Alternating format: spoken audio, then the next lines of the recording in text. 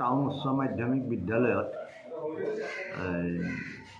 7 কোটি টকাৰ এটা গৃহ নিৰ্মাণৰ আঁচনি চলিছে RIDF-ৰ আণ্ডাৰত আৰু সেই গৃহ নিৰ্মাণৰ বাবে আমাৰ বিদ্যালয়ৰ পাছফালে থকা যি আমাৰ পুৰণা বিল্ডিং আছিলে সেই বিল্ডিংসমূহ আজিৰ পৰা ভঙা কাৰ্যসূচী আৰম্ভ কৰিছে আমাৰ কণ্ট্ৰেক্টৰৰ দ্বাৰা আৰু আমি বৰ সুখী যে 1963 চনতে স্থাপিত হোৱা বিদ্যালয় এখনে চৰকাৰৰ এনেকুৱা এটা বৃহৎ আঁচনিৰ সন্মুখীন হৈছে।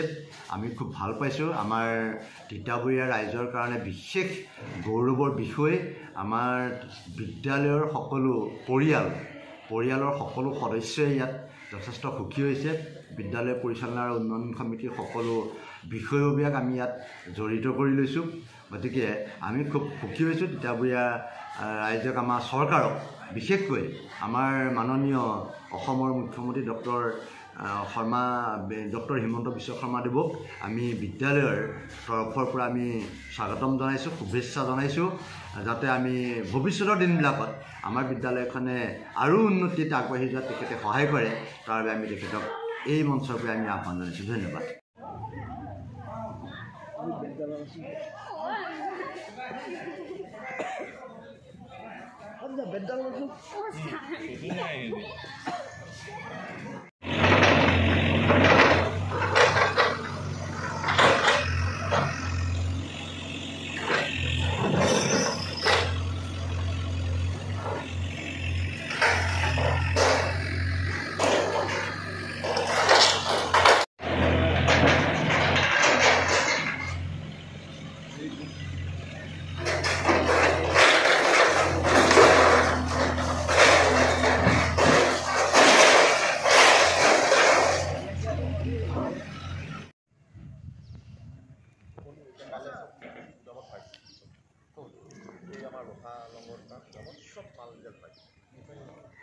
মালাকাৰ এই পাইপখিনি যে কথা কৈছিলোঁ মই